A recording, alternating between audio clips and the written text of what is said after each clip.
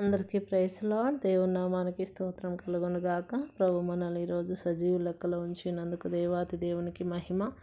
మరి ఈరోజు దేవుడు మనకిస్తున్నటువంటి వాగ్దానం 1 తెస్సలోనిక 5:17. ఎడతెగక ప్రార్థన చేయుడి. మనము ఎల్లప్పుడూ కూడా దేవుని సన్నిధిలో విసుకక ప్రార్థన చేయమని ఈరోజు దేవుని యొక్క వాగ్దానం ప్రభు మనకి ఇస్తూ ఉన్నాడు. ఎందుకంటే మనం ఎల్లప్పుడూ కూడా ఆ దేవుడి వైపు చేతులెత్తి, ఎలాగైతే లూకాసు వార్తలో ఆ విధవరాలు మాటి మాటికి ఆ కఠినుడైనటువంటి రాజు దగ్గరికి వెళ్ళి, అయ్యా నాకు న్యాయం చేయవా అని అడిగినప్పుడు మాటి మాటికి ఆమె ఈరోజు రమ్మంటే ఈరోజు, రేపు రమ్మంటే రేపు అలా వస్తూనే ఉంది. వెళ్ళడం మాత్రం మానలేదు, అడగడం మానలేదు. సో కాబట్టి ఆ యొక్క రాజు ఆమె పైన అంత కఠినుడైనప్పటికీ కూడా అబ్బాయి ఈమె మాటి మాటికి వచ్చి అడుగుతుంది, ఈమెకు మేలు చేయాలి అని మేలు చేసినట్లుగా మనం చూస్తూ ఉన్నాం. మనం కూడా మన దేవుని యొక్క పాదాల దగ్గరికి మాటి మాటికి వెళ్ళినప్పుడు తప్పకుండా దేవుడు మన జీవితంలో గొప్ప కార్యాలను చేస్తాడు. ఎందుకంటే ఆయన నమ్మదగిన దేవుడు. ఆయన మాట ఇచ్చి తప్పే దేవుడు కాదు. భూమి ఆకాశాలు ఆయన గతించిపోతాయేమో కానీ ఆయన మాటలు ఎన్నడూ కూడా గతించిపోవని దేవుని యొక్క వాక్యం సెలవిస్తూ ఉన్నది.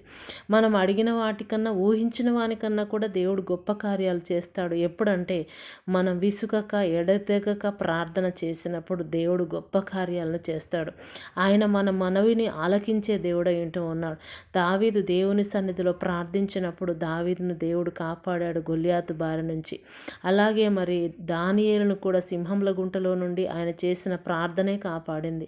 మరి షడ్రకు మేషకు అభిజ్ఞతలు కూడా దేవుడి పైన ఆధారపడి ఉన్నారు కాబట్టి దేవుడు వారిని కాపాడాడు. సో అన్న దేవుని యొక్క సన్నిధిలో మొర్రపెట్టింది కనుక దేవుడు ఆమె మొర్రను ఆలకించి మరి గర్భాన్ని ఇచ్చినట్లుగా మనం చూస్తూ ఉన్నాం. సో కాబట్టి ఈరోజు మన జీవితంలో ఎన్నెన్నో సమస్యలు, ఎన్నెన్నో ఇబ్బందులు, ఇరుకులు ఉన్నప్పటికీ కూడా మనం దేవుని యొక్క పాదాలు విడిచిపెట్టకుండా ఎప్పుడైతే అడుగుతూ ఉంటామో దేవుడు గొప్ప కార్యాలు మన జీవితంలో చేస్తూ ఉంటాడు. కాబట్టి మనం విసుకక ప్రార్థన చేయాలి. ఈరోజు ప్రార్థించి రేపు ప్రార్థన చేయకుండా మనం ఉండకూడదు. ఎందుకంటే మన పిల్లలు ఏదైనా కావాలి అని అన్నప్పుడు మన దగ్గరకు వచ్చి అడుగుతానే ఉంటారు. ఎప్పటి వరకు అంటే ఇచ్చే వరకు అడుగుతానే ఉంటారు. అప్పుడు మనం ఏం చేస్తాం? మన దగ్గర లేకపోయినా ఏదో ఒక రకంగా వాళ్ళకి సమకూర్చేలాగా చూస్తాం. అయితే మన పరలోక తండ్రి మన కొరకు ప్రాణమే ఇచ్చి ఉన్నాడు కదా. మరి నేను అడిగినటువంటి ప్రతిదీ కూడా ఆయన చేయుటకు సమర్థుడైన దేవుడు. కాబట్టి మరి ఈరోజు ఈ వాగ్దానం మన జీవితంలో నెరవేర్చమని ప్రార్థన చేసుకుందాం. స్తోత్రములు నాయన, స్తోత్రములు తండ్రి. పరలోకమందున నా గొప్ప దేవా నీకు స్తోత్రాలు చెల్లిస్తున్నాము నాయన. అవును ప్రభువా, ఎడతెగక ప్రార్థించమన్న, ఎల్లప్పుడూ విసుగక ప్రార్థించమని చెప్పి ఉన్నావు నాయన.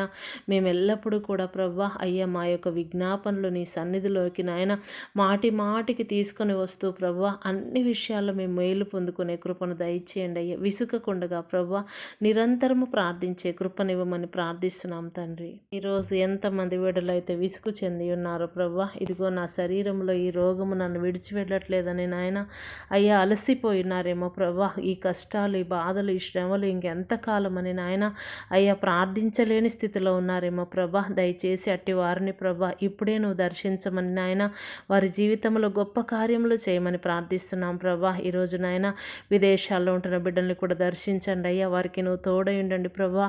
ఎన్నెన్నో ఇబ్బందులు ఆ బిడ్డలు ఎదుర్కొంటుండగా నీవే వారికి సహాయం అందించమని ప్రార్థిస్తున్నాం నాయన.